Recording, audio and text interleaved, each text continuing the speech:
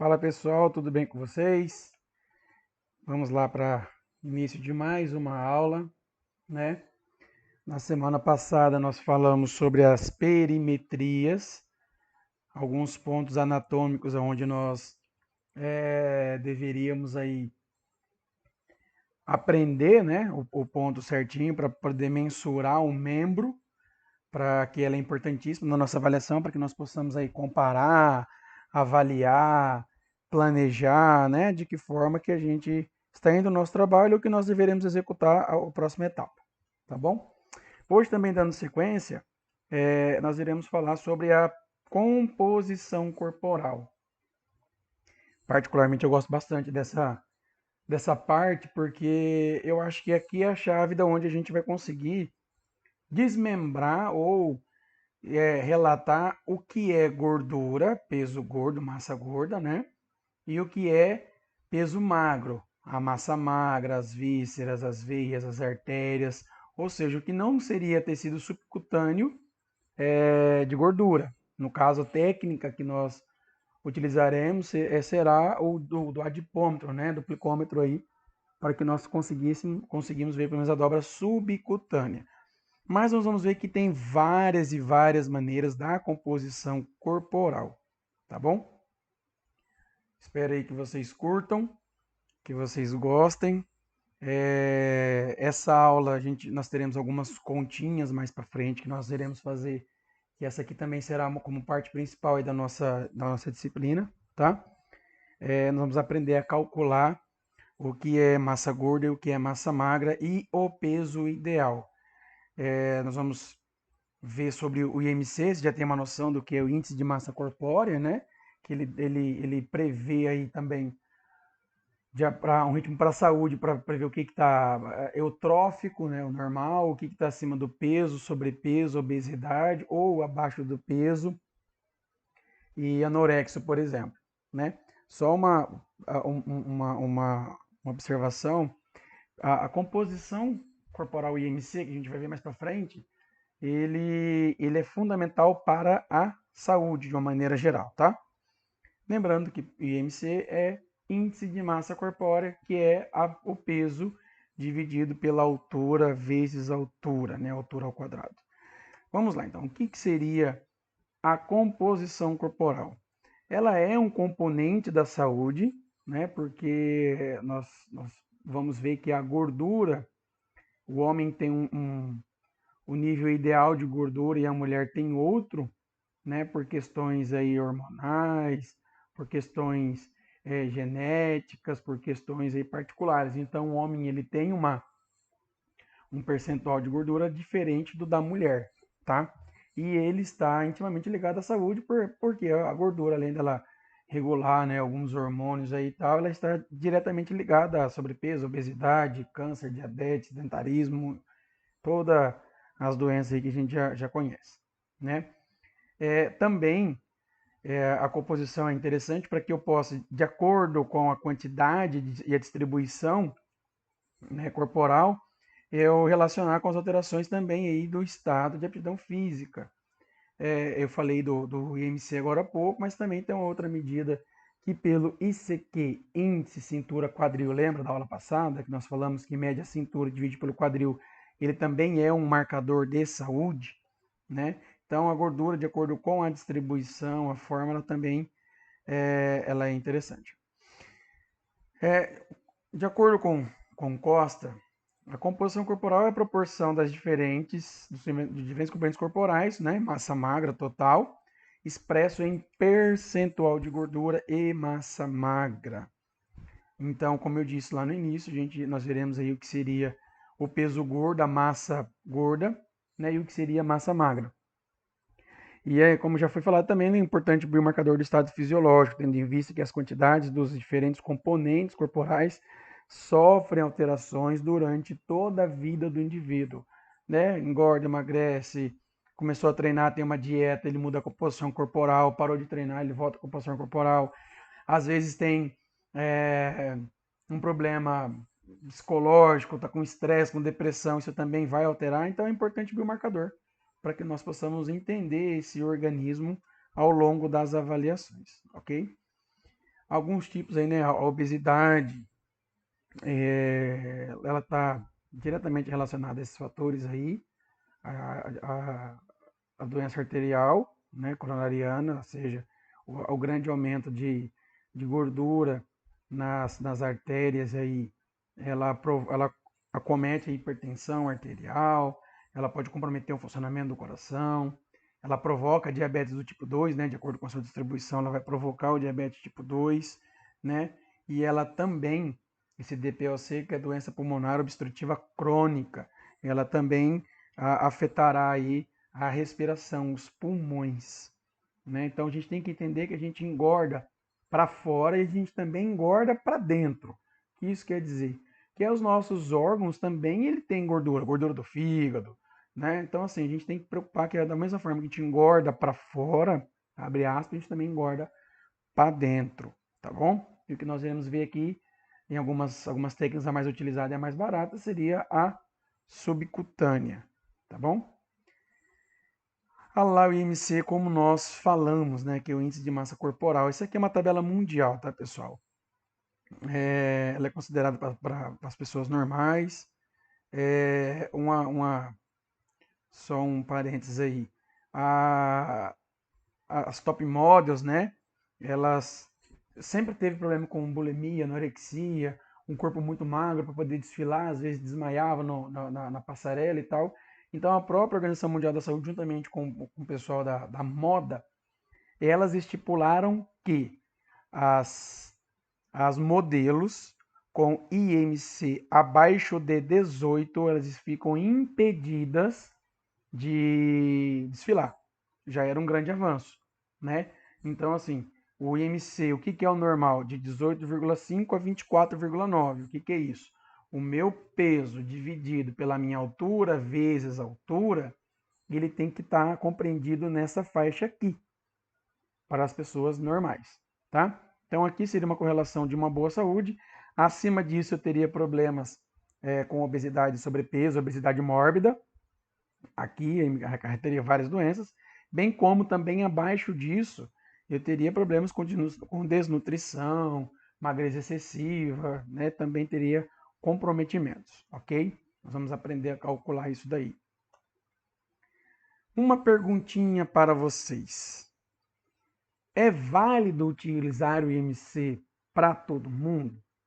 Eu acabei de falar que o IMC ele é utilizado no mundo inteiro, né? Mas é para todas as pessoas? São para todas as pessoas que ele é recomendado? Olha só essa foto aí, né? Um fisiculturista. Se eu fizer, por exemplo, o IMC desse cara, pegar o peso corpóreo dele e a altura, esse cara vai estar com IMC de obesidade mórbida. Ele está obeso mórbido? Não, não está obeso mórbido. Então, o IMC ele é muito válido para a população dita normal, não praticantes de atividade física, por exemplo, musculação, né? Por isso que o percentual de gordura eu acho muito importante. Realmente fidedigno o percentual de gordura, né, composição corporal, no caso, o percentual de gordura, que ele me dá o real. Eu, com esse, aplicando o percentual de gordura, eu consigo dizer para esse cara o que, que ele teria subjetivamente de massa gorda e de massa magra, né? E o meu treino poderia também indicá-lo de outra forma, ok? Isso daqui eu quero que vocês gravem, anotem num papel, anotem em qualquer lugar, porque isso daqui ele é muito importante. E tem uma palavrinha-chave aqui. Então, o que é obesidade? É a quantidade excessiva de gordura corporal relativo ao peso, a um determinado peso corporal. Por que, que eu tenho que colocar o relativo? Porque você coloca assim, o excesso de gordura, tá, mas excesso de gordura como? Se eu falar para vocês assim, uma pessoa com 20% de gordura, ela é considerada obesa? Depende. Depende de quem é essa pessoa. Se é o homem, é de 12 a 15. Né? Se é a mulher, de 22 a 25. Pessoas normais. Se é atleta, já vai variar bastante. Então, por isso que ela é relativo a um determinado peso corporal. Por exemplo, se eu falar para vocês assim, olha, uma pessoa de 100 quilos, um homem de 100 quilos, ele tem uma gordura corporal de ele tem 20 quilos de gordura corporal, ou seja, corresponde a 20%. É muito? É pouco? Depende, né? No caso, para o homem vai ser muito, porque o ideal para a saúde é de 12 a 15, ele teria que ter 12% de gordura, acima disso já seria aí prejudicial para ele. Mas o cara, ele é lutador de sumô, ele é um atleta de uma certa forma, ou ele é levantador de powerlifting, ele também tem um percentual mais elevado. Então eu tenho que entender alguns processos, tá bom? Classificação. A gente sempre brinca que o homem, né, é a pera, por quê? Porque a concentração, isso aqui é importante vocês entenderem, para a gente entender que alguns métodos não são tão eficientes, tá, pessoal? O homem, a gente brinca que ele tem, o formato dele é a maçãzinha, ou seja, a maior concentração de gordura é tronco abdominal. Tronco abdominal. Então aqui estaria a maior percentual de gordura, que no caso é a mais prejudicial, porque aí as vísceras, né, elas ficam comprometidas com as gorduras. Sugestivo aí, lembra do ICQ, né, cintura, quadril? Como o homem geralmente o abdômen, a gordura abdominal é muito maior, o homem ele pode aí ter sugestivo a mais riscos cardíacos e de AVS do que a mulher, nesse caso, né? Então, nós temos que tomar um cuidado. A proporção da cintura para o quadril, ou seja, se eu dividir o valor da cintura pelo quadril, a proporção do homem, no máximo, tem que dar 1, né? E o da mulher, por ser o contrário, tem que dar 0,8, 0,9 no máximo, tá? E a gente vai entender. Então, do homem, gravem isso. O homem, ele tem mais tronco abdominal e a mulher mais glúteo femoral. Isso daqui, da mulher ter mais acúmulo de gordura no bumbum e nas coxas, também auxiliaria também na gravidez, né? Porque gordura ela é fonte de energia, ela é fonte aí de alimento. Então, para o feto também teria muito, isso é muito importante, tá? Então, nós temos esses tipos de, de, a característica, né, do homem a forma da maçã e a mulher a forma da pera. A obesidade ela tem alguns problemas, né, que aí as pessoas classificam lá ectomorfo, mesomorfo, endomorfo e tal. O problema é assim, papai, mamãe, tios e titias aí no meu Brasil. O problema é que a criança, desde da sua gestação, do seu concebimento, do seu nascimento, a criança tem um poder de persuasão, de barganha muito grande com os pais, né?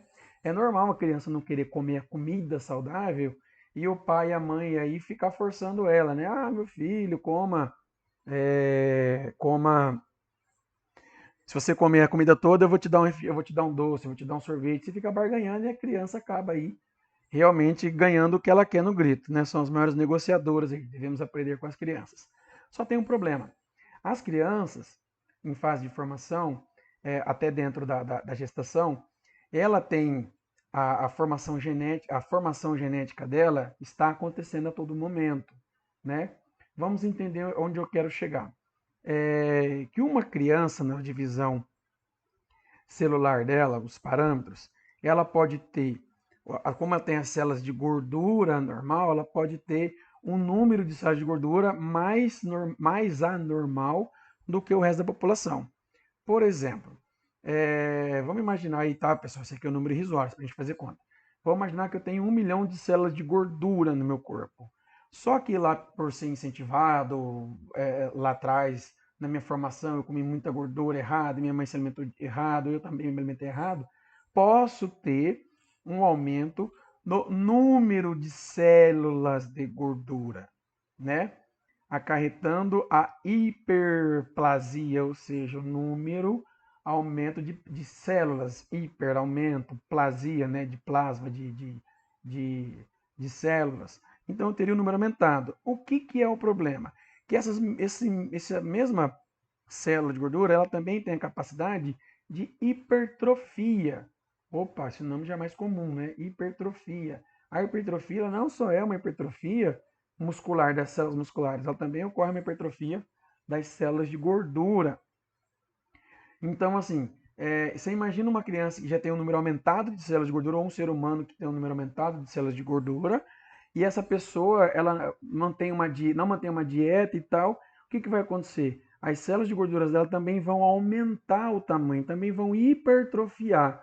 Né? A pessoa sempre terá uma característica de gordinha aí pro resto da vida.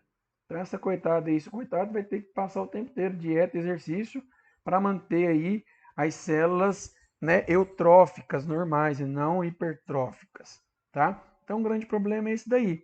E olha só o início. O início é na fase da criança, da hiperplásica e hipertrófica. Na fase adulta, ele vai, se ele passou por essa fase aqui, ele pode engordar e emagrecer, fazer o efeito sanfona, né? Porque o número de células deles, apesar de ser normal, ela tem a capacidade de hipertrofiar, ok? Se ficar alguma dúvida, me mandem no WhatsApp que a gente tenta esclarecer depois. Então a gordura, como eu já falei, a gente vai avaliar da seguinte forma, né? A massa gorda, no caso subcutânea, e a massa livre de gordura, no caso, a massa magra, não seria tão livre de gordura. Nós vamos calcular o percentual de gordura. A gente vai entender isso aqui, como é que é feito. A gente vai aprender a calcular o percentual de gordura. Como eu já disse para vocês, isso aqui foi adaptado lá do meu professor, do meu orientador de mestrado, Marcelo Castro César, né? Ele adaptou de Loma, e ele chegou na seguinte conclusão lá para a população que ele sempre pesquisou. Que o ideal para homens, essa primeira coluna leia-se homens, o ideal para homens é de 14,5% a 16% e para as mulheres de 22% a 27%. Vamos ficar, eu já vou até alterar aqui para a gente não ter esse problema, eu já vou alterar aqui o seguinte, vamos pegar a referência de D'Artagnan Pinto Guedes, que do homem é de 12 a 15% de gordura, e da mulher de 22 a, deixa eu dar delete, 22 a 25% de gordura. Então vamos ficar com essa classificação aqui, tá? Então vamos só vou corrigir aqui para não ficar que foi adaptado dele. Foi na verdade isso aqui é uma orientação de D'Artagnan Pinto Guedes. Guedes e Guedes, que é a esposa dele, a Elizabeth. Guedes e Guedes, 2003, se não me engano. Tá bom? Então, só para a gente ficar aqui, bem tranquilo. Então, nós vamos pegar esse valor de referência, homem 12 a 15%, mulher de 22 a 25%, tá? Abaixo disso, teria alguns problemas com ordens aí de desnutrição, e acima disso também teria problemas aí de obesidade e sedentarismo. Só um porém, né? Pessoas normais, não atletas. Atletas, geralmente, vai ter um número muito menor do que isso. Homens, por exemplo, algumas modalidades, eles vão chegar aí a 8% de gordura. Se o cara vai subir num palco do fisiculturismo, às vezes é 3% de gordura. Isso aí também eu já vou ter um problema para a saúde danado. Lembrando, alto rendimento, esquece saúde. Para as mulheres com percentual abaixo dos 22 a 25%, elas podem sofrer uma coisa chamada amenorreia. O que é amenorreia? É ausência ou pausa da menstruação. As mulheres elas param de menstruar ou pode passar um longo período aí sem menstruar. Vou dar alguns exemplos, por exemplo, né? Daiane dos Santos. Daiane dos Santos, no auge da carreira dela, ela não menstruava, o percentual de gordura dela, se não me engano, era algo em torno de 12%, 10% de gordura. Então a Daiane dos Santos correndo e fazendo aqueles saltos, aquilo tudo era praticamente músculo, aquela menina tinha. Só que o preço, ela não menstruava, né? Ela não tinha o ciclo, a menstruação regulada. Ela tinha todo o ciclo, mas a menstruação dela, né, aquele processo de purificação não existia. Isso acarreta problema para a saúde da mulher, né? Quando ela parou, que ela se aposentou, né? E aí o erro que a gente já discutiu, vai discutir para frente em treinamento, que ela não fez um destreinamento, ela não planejou a aposentadoria, o que aconteceu? Continuou a demanda energética, aumentou o percentual de gordura absurdamente, e ela hoje está um monstro de grande, né? Com todo o respeito, e ela está bem fora do peso. Mas isso aí, como ela por ser atleta, ela consegue voltar também tranquilo. Um outro caso era de uma atleta de salto com vara, não lembro o nome, que ela, por ter, né, não menstruar e tal, e por ter um abdômen muito forte devido ao exercício, né, no salto com vara ela usa muito a região abdominal, ela começou a sentir uma dor nas costas e foi fazer uma ressonância para ver o que era a dor nas costas. E, pasmem, ela estava grávida de 8 meses. Ela não sabia, por quê? Porque ela não tinha o ciclo menstrual normal. Né? Para ela não menstruar já era normal. E ela estava grávida, treinando alto rendimento aí até o 8º mês de gestação. Tá? Criança normal, sadia, ela já era uma atleta com todo acompanhamento.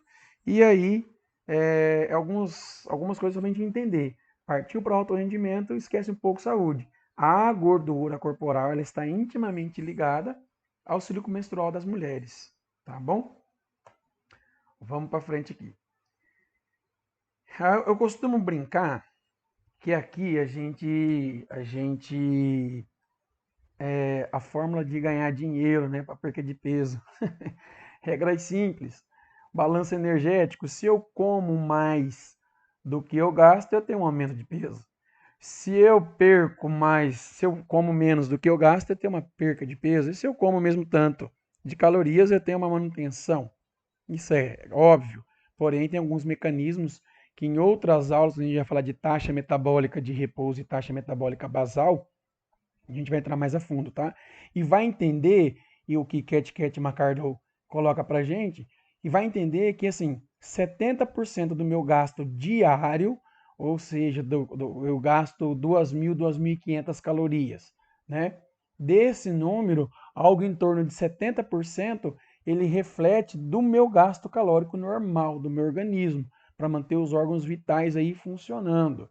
Quando a gente for falar de taxa metabólica basal de repouso, a gente vai entender também que o corpo ele cria algumas estratégias. Né? Não adianta eu sair fazendo uma dieta mirabolante, no início eu vou perder peso, mas o meu corpo vai criar estratégia também para poder diminuir minha taxa metabólica e, consequentemente, o meu peso calórico ele continua o mesmo, né? Meu gasto calórico continua o mesmo. E aí eu paro de perder peso, me desanimo, começo a comer de novo e aumento o peso corporal, tá? Mas esse é para uma próxima aula que a gente for discutir, tá bom? Para que serve a composição corporal? Onde ela me ajuda? Já falei algumas coisas, né? Para a gente olhar a questão de saúde, se está acima do recomendado, se está abaixo do recomendado, para monitorar as mudanças corporal associadas a algumas doenças, né? Algum distúrbio, hipotiroidismo, hipotiroidismo, a gente pode aí estar acompanhando também, né? Avaliar a eficiência das intervenções nutricionais e de exercício para ver se a dieta e o exercício realmente estão sendo aí válidos para que, né, para que possa alcançar o objetivo, se aumentar o peso, né, para uma competição, ou ganhar músculo, ou para perder peso de gordura corporal, enfim. Isso daí a gente também acaba vendo o resultado disso. Para estimar o peso ideal para atletas e não atletas, né? A gente vai calcular isso daí e, logicamente, monitorar aí as ações corporais associadas ao crescimento, desenvolvimento, maturação e a idade. Então, ao longo da vida eu faço essas avaliações aqui, tá? Existem vários métodos. Existem os diretos, no caso, o direto é só a dissecação de cadáver, a gente vai ver praticamente cada um, tá? Os indiretos, o melhor método é o direto. Isso aqui é o real, fidedigno e tal. Mas assim, né? Só na dissecação.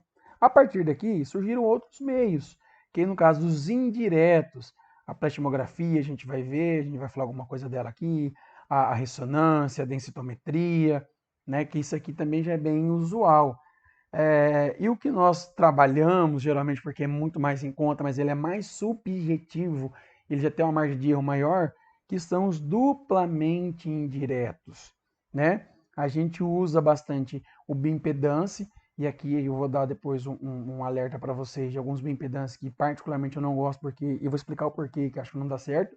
E a questão é, da antropometria, no caso, né, que a gente vai ver o somatotipo e tal, e vai ver a composição corporal por adipômetro, tá bom? Então, os suplementos indiretas, que a gente vai ver a bioimpedância, as dobras cutâneas, que aqui nós mais almejamos, e a de interactância vermelha. Perdão. As dobras cutâneas, né? O que eu meço, gente? Eu tenho que entender que no adipômetro eu tenho que ter uma técnica muito boa, treinar isso daí. Eu posso só eu sei a técnica, mas eu tenho que treinar ela, porque cada biotipo ele é diferente. Vocês vão ver que pessoa para pessoa muda e isso daí é muito ruim. Tem pessoas que têm um percentual maior de gordura, chega ela tá até mais grossa, condensada, você não consegue nem puxar o adipômetro, essa reguinha dele aqui, se ela a haste dele, se tiver maior do que 40 milímetros, já perca a precisão, então tem alguns cuidados, tá? O que é o ideal? Aí eu, tá vendo aqui, eu pegar somente o tecido subcutâneo de gordura e pele, logicamente, mas não pegar músculo, tá? Olha como a nossa avaliação ela já é complicada. Por quê? A margem de erro de 3 a 9% já começa a dar habilidade do avaliador. Eu coloco até mais de 9% aqui, né? Porque a gente tem que treinar isso. Então, de 3 a 9% já dá errado pela habilidade do avaliador, pela técnica que ele vai utilizar. O tipo de adipômetro, eu comprei um adipômetro de plástico, um adipômetro que não tem base científica e tal, também já vai dar errado. Ah, o digital, particularmente, eu não gosto muito do digital. Né? Tem dois aqui que eu vou falar para vocês, tem o da Sany e o da Sescorf, que são aí uns mais top aí, fácil de manusear, né? Também, ó, fatores do sujeito, como eu falei, né? Cada biotipo é diferente. Né? Nunca você vai pegar a pessoa magrinha, bonitinha, fácil de mensurar, não.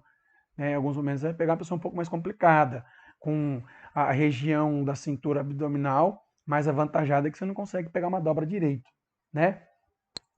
É... Aqui também, isso aqui a gente vai bater muito em cima, e isso aqui é muito errado. Né? De acordo, eu tenho que escolher qual a, o protocolo a ser utilizado. De acordo com o sexo e a idade, eu tenho que saber qual o protocolo, tá? Então, gente, vamos só para a gente falar dele aqui, ó. Opa, deixa eu voltar lá, só um minutinho. Opa, pulou. Aqui. Então, eu já iniciei também, só para a gente voltar, a gente achar uma tabelinha aqui que eu vou mostrar para vocês a idade e o sexo do protocolo. E ele já inicia-se também com uma margem de erro de 3,3 de acordo com as diferenças biológicas interindividuais. Então, se eu somar aqui, né, 9 com 3 já vão dar 12 alguma coisa de diferença, mas aqui já vai sair com 20% tranquilo de margem de erro, tá bom? Isso daqui é regra, isso daqui numa prova prática eu sempre vou cobrar vocês. Então isso daqui tem que estar na mente de vocês. Disse na aula passada, sempre tomar as medidas, né, do lado direito do corpo. Essa aqui é uma fórmula chamada epicorpo, é de um lado só que você vai mensurar, você não mensura dos dois. Você vai mensurar apenas do lado direito. Por que, Rafael, do lado direito? Porque foram criados protocolos internacionais do lado direito, né? A grande maioria das pessoas aí, né, é destra, não é canhota, então elas estão do lado direito. Isso é protocolo. Ah, mas eu sou canhoto. Faz o lado direito. E toda a medida do lado direito. A composição corporal, o peso corporal, ele não perde. Eu vou fazer uma adenda aí. Se um dia eu pegar vocês falando, vamos, uma aula para perca de gordura localizada, eu vou entrar na live de vocês, eu vou entrar na aula de vocês, onde vocês estiverem, e vou corrigir vocês. Você sabe que eu já sou chato mesmo, essa fama já é minha, mas pelo menos essas vergonhas vocês não vão fazer passar e não vão passar. Por quê? Não tem uma perca de gordura localizada, a gordura se perde de corpo inteiro, tá? Eu estimulo mais algumas regiões do corpo, mas a gordura ela se perde do corpo inteiro, tá bom? O procedimento das dobras. Segurar a dobra cutânea entre o polegar e o indicador da mão esquerda. Então, quem é canhoto já vai ter uma grande dificuldade aqui. Destaca a dobra 1 centímetro acima do local a ser medido. A gente vê que tem alguns pontos anatômicos, tá? E eu vou mostrar ponto a ponto. Segurar a dobra, separar 8 centímetros, ou seja, entre o polegar e o indicador ter 8 centímetros, onde a gente vai fazer a dobra, a pinça, né? Mantenha ela pressionada enquanto a medida ela é feita. Acho que eu tenho alguns vídeos aqui para frente, se não tiver eu coloco lá na plataforma para vocês, de como é que isso é. Aí eu vou colocar a haste perpendicular à dobra, ou seja, ela vai entrar retinho na dobra. Fazer a leitura em até 4 segundos, porque se eu demoro muito para fazer a leitura, a gordura dissipa, né? A gordura ela é líquida, ela perde a precisão, o adipômetro ele vai fechando, vai esparramando essa gordura, então eu perco a precisão. E aí, por fim, eu removo as hastes e fazer 3 medidas e considerar a média, tá bom? Essas equações aqui, você vê lá que a gente, quando eu falei para vocês que a gente tinha que escolher bem o protocolo. Essa equação de Faulkner foi a primeira que eu utilizei quando eu aprendi a fazer as dobras cutâneas, foi a primeira, porque ela pegava apenas 4 dobras, ó, tricipital, que era facinha, subescapular, que era facinha, suprailíaca também, que era muito fácil, e a abdominal. Aí eu jogava nessa regressão matemática, fazia esse somatório, um exemplo, tricipital deu 10, 10, 10 e 10, ficar mais fácil, tá? Então eu colocava 40 vezes essa regressão mais essa regressão, né? Ele me dava um valor. Aí eu jogava nessa formulazinha aqui, ó, percentual de gordura, que era o valor encontrado aqui, vezes peso corporal dividido por 100. Ele me dava o peso corporal e aí sim eu usava o que era peso ideal, tá? Então era muito fácil uma continha que se fazia. E aí eu tinha um valor, uma referência. Só que conforme eu fui estudando e aprendendo, eu li e aprendi nos artigos que esse camaradinha Faulkner, ele desenvolveu esse método para nadadores norte-americanos e canadenses de 20 a 29 anos. E eu estava aplicando lá na academia em Fátima do Sul com o meu público de 30, 35, meu público de 18, né? Não atletas. Outra, norte-americanos e canadenses, a composição corporal, a cultura, a alimentação, a genética é totalmente diferente da brasileira. E aí, mas era uma coisa que pelo menos eu tinha um parâmetro, ninguém fazia, eu fazia, era um parâmetro, né? Então, associado a equação errada e mais aquelas margens de erro, imagina o quanto não errava. Mas pelo menos assim eu tinha alguma forma, né, de fazer. E a gente vai falar depois de Guedes e Guedes, que é um camarada que eu uso e uso bastante. Então a primeira dobra, a tricipital. Reparem que aqui, ó, onde foi marcado o ponto ideal, e ele está pensando 1 centímetro em cima, o adipômetro ele está reto, ele não está perpendicular, ele está reto aqui no caso, encostado as duas hastes na pele. Ele solta o dedo para fazer, ele não pode ver que essa a mão que é a primeira a sair, a primeira a entrar e a última a sair. Ele faz a pinça, solta aqui o reloginho, esse reloginho ele conta em milímetros a gordura, aí ele aperta aqui para abrir a haste, tira e tira essa mão. Então ele faz esse passo 3 vezes. Mas, onde é que é esse ponto? A tricipital, ela tem um ponto. Lembra para medir lá na perimetria o braço relaxado, que é o que? Um ponto médio entre a borda cromial e o olecrano, né, passando sobre o tríceps. Então, é um ponto médio entre aqui a borda cromial e o olecrano.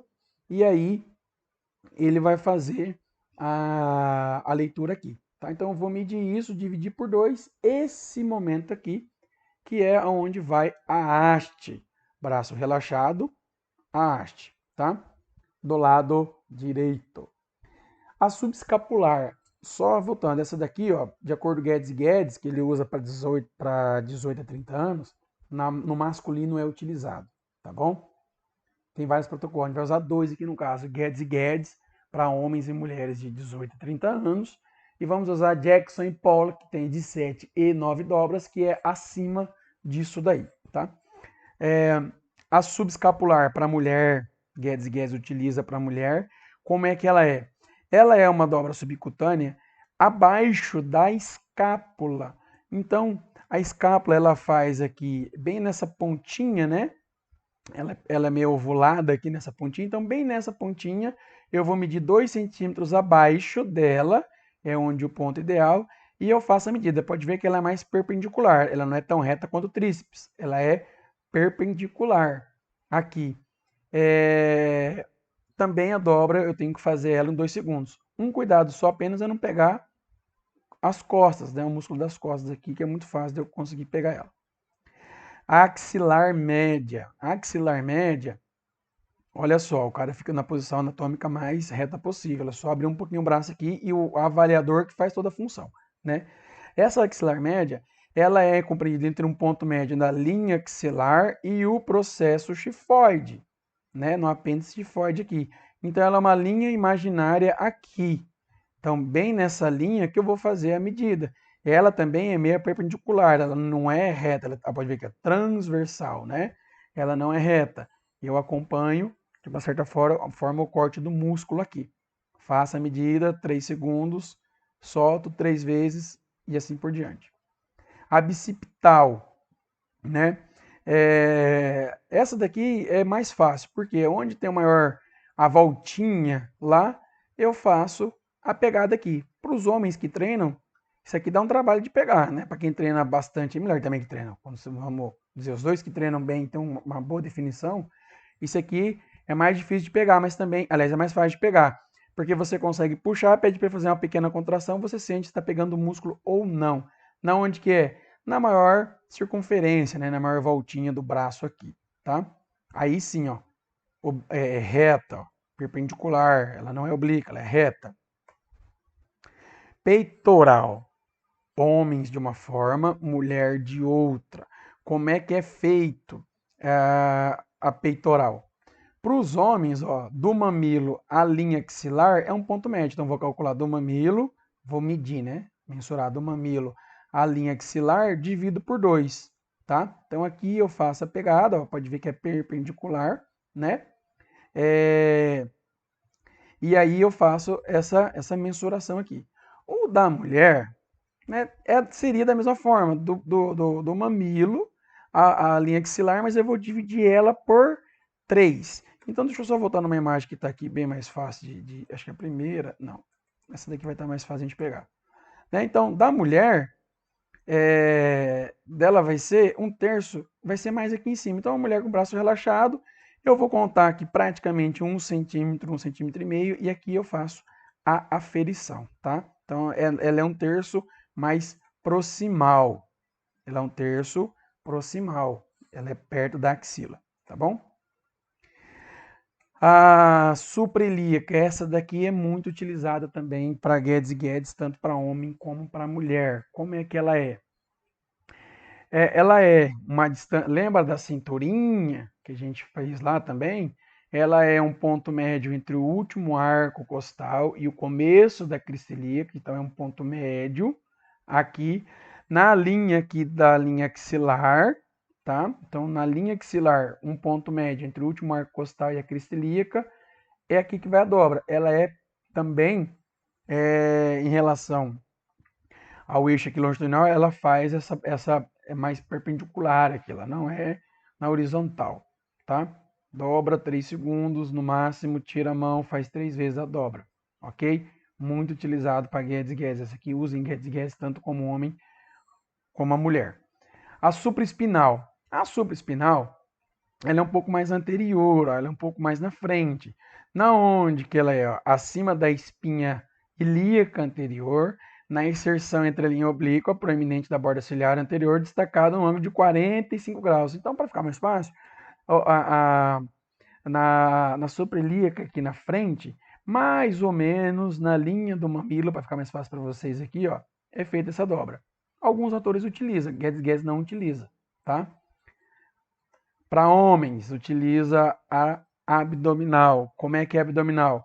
2 centímetros do lado direito da cicatriz umbilical faz a dobra. Então você puxa e faz a dobra. Adiante que para homem isso aqui é terrível, né? Quer ver que ainda se tiver pelo, fica mais complicado ainda, tá? A haste, né? na horizontalzinha aqui, ó. A dobra na vertical, a haste na horizontal, faça a leitura e assim por diante. Então, 2 centímetros da cicatriz umbilical do lado direito. Coxa, utilizado para as mulheres. Onde é que é? Lembra daquela outra? Ligamento inguinal, começo da patela, divide por 3, aqui em cima, no reto da coxa, que eu faço a medida, tá? Então, ela é no eixo longitudinal, né, sobre o músculo reto femoral, 1/3 proximal dessa distância aqui. Então, ligamento inguinal, começo da patela, dividido por 3, é aqui. Mulheres, olha lá, Guedes e Guedes, utiliza, tá? Eu coloquei lá 2003, aqui tá 85, porque essa aqui é uma das primeiras versões. Aí 2003, se eu não me engano, é uma das últimas versões que ele fez juntamente com a mulher dele, tá? Da edição. A coxa média é utilizada por Jackson Pollock, ó, Pollock Wilmore. É a medida, né? Ligamento inguinal, começo da patela, porém é um ponto médio, dividido por 2. Repare que nesse caso a perna, tanto da outra como essa, ela está um pouco à frente, o peso está distribuído na perna de trás de apoio e a perna aqui totalmente relaxada. Nenhum momento o músculo vai estar contraído, ok? Em nenhuma das medidas. E aí, a da panturrilha. Como é que é da panturrilha? Volta, meu queridinho. Como é que é da panturrilha? Na parte interna, na maior proeminência, na maior voltinha, os pés a 90 graus, aqui o tornozelo a 90 graus, né? E eu faço a leitura da parte interna, ok? Lembra de escolher lá o melhor protocolo? Por causa disso, ó, cada etnia, raça, sexo, idade, ele tem um autor diferente. Tá? Isso aqui é só uma sugestão para a gente entender, né? Eu utilizo bastante, mas para homens e mulheres acima de 30 anos, Jackson Pollock. Por que que eu faço isso? Que eu utilizo essa daí? Ó, para ver homens e mulheres aqui. Por quê? Porque D'Artagnan Pinto Guedes conseguiu desenvolver técnica para a população brasileira de 18 a 30 anos. Ele fez o estudo dele com profissionais de educação física, né, alunos de educação física, de 18 a 30 anos. Ele fez comparações com vários outros modelos. E ele relata que para a população brasileira de 18 a 30 anos, o ideal para homens são 3 dobras: a tricipital, a suprailíaca e a abdominal. E para as mulheres, é a subescapular, a suprailíaca e a 1/3 de coxa, né, superior. E é isso que eu respeito. Então, meus alunos de 18 a 30 anos, homens ou mulheres, eu utilizo Guedes Guedes. Acima disso, eu utilizo o Jackson Pollock, que tem de 7 e de 9 dobras. No caso, eu prefiro usar de 9, porque quanto mais informação, melhor. Uma perfumaria só. Eu fiz esse teste. Eu, o professor Rosemir e o professor Passoni, nós fizemos esse teste. Eu até então com 30 anos e os dois acima disso.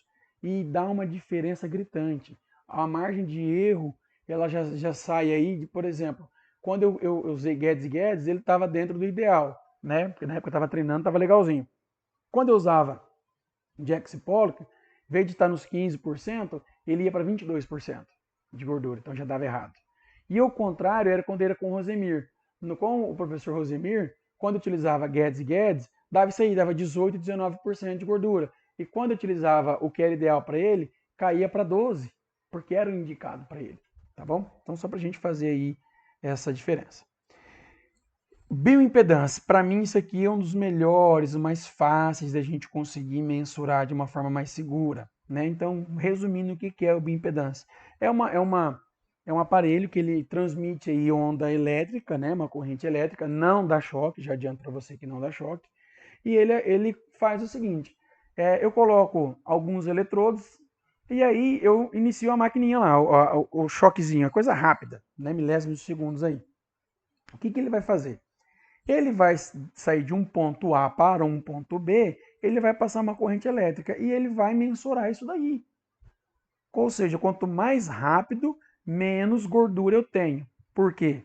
Porque gordura é isolante e água é condutora de energia. Então, gordura é isolante de energia e água é condutora de energia, tá? Então é por isso. Então a gente utilizava bastante lá na época do mestrado, pegava essa, essa, esse bioimpedance e a gente fazia o quê? A gente utilizava ele, mas pegava apenas a resistência, né? A gente pegava apenas o Rzinho lá e jogava numa regressão matemática aí do Costa e dava um negócio muito bacana, tá? Vamos lá. O que é esse bioimpedância? É um aparelhinho, esse aqui é um tetrapolar, tá? Tem bem menorzinho do que esse, tetrapolar. O que ele faz? São colocados 2 eletrodos na mão direita e no pé direito, onde ficaria aqui, ó, bem no punho e no dedo anular, no punho e no dedo anular. Coloca as informações, dá um enter, vai passar uma corrente elétrica aqui, não vai dar choque, e o tempo de resposta daqui desse estímulo para chegar aqui e desse para chegar aqui é calculado quanto, como eu falei, quanto maior o tempo para chegar aqui, maior o percentual de gordura. Quanto mais rápido chegar, menor o percentual de gordura, tá? Tem aí esse aqui eu odeio esse. Tem aqui para a gente entender, ó. Ele vai fazer essa leitura epicorpo, tá? Ele vai fazer essa leitura. Esses dois aqui que a gente já até viu, né? E alguns já tem, inclusive tem umas balancinhas que usam a balança, que é o Taneta e o Onron, usa os dois junto, como sendo um dos legais. Pessoal, ele não funciona, tá? Ele não é real. Por que ele não é real? O protocolo dele utilizado, como eu já falei para vocês, depende muito de quem é o público. Eu usei isso numa aula de uma pós-graduação lá em Dourados com um cara de 29 anos e deu uma discrepância. Eu descobri, sem querer, que o protocolo, aqueles que utilizam a balancinha, né, que você coloca, pisa em cima e puxa uma alavanca aqui, né? Ela utiliza Guedes e Guedes, ela utiliza, perdão, Jackson e Pollock. Lembra que eu uso para cima dos 30 anos? Então ela já deu uma margem de erro para o cara gritante. Eu descobri porque eu fiz a avaliação nele e usei os protocolos e acabei achando qual era o protocolo dele. Então na minha arte de decisão eu tenho que saber qual utilizar, né? Do bioimpedância que, como eu falei para vocês, eu pegava apenas um R, aqui dava uma R, que é resistência, jogava numa fórmula que Costa tinha e ele dava, para a população brasileira de 18 a 30 anos, uma resposta. Nesse caso aqui, só para a gente entender o que eu estou falando, é o seguinte, quando eu subo na balança, o choque, o estímulo, ele sai do ponto A para o ponto B e ele tem que achar o caminho mais rápido para isso. Então, nesse caso, ele vai fazer esse movimento aqui. Lembra que a mulher é uma pera e o homem é uma maçã? Então, teoricamente, para a mulher glúteo femoral, beleza. Só que essa parte aqui de cima ele não pegaria. Não é? Correto? Da mesma forma aqui, ó, a energia está passando apenas nos membros superiores. Eu estaria apenas fazendo essa leitura aqui. E a minha gordurinha abdominal, como é que está? E se fosse uma distribuição mais glúteo femoral, como é que seria? Não pegaria. Ah, professor, mas aquela da Tanit, então, aquela outra, ela funcionaria? Não funcionaria, tá? Por quê? Por causa do protocolo. Então depende muito de quem é a pessoa, quantos anos tem, o perfil. Então isso aí é a chave de toda avaliação, tá aí, beleza? Algumas outras só para a gente ver que existem, né? Mas é um pouco mais caro, que é de interactância, que ele calcula por raio vermelho aqui, ele vai calcular até chegar no osso, ele vai vendo as dimensões, né? Há alguns métodos, e no caso, perdão, esse aqui a gente está só utilizando, é o método nosso duplamente indireto. Agora os métodos indiretos, que são os poucos mais caros. Né? A presagem hidrostática, que é nessa piscininha aqui. Qual que é a ideia? O deslocamento de água, o quanto essa pessoa consegue deslocar de água seria praticamente o peso de gordura dela. Por quê? Né? O corpo ele é composto de água também, então esse deslocamento aqui ele consegue fazer. Mas olha só, eu tenho que ter piscina, tem que ter balanço, tem que ter, a pessoa tem que ficar em apneia, então é muito mais complicado. Não utiliza, né? A plastimografia parece uma máquina, uma astronave, ó, que é da mesma forma.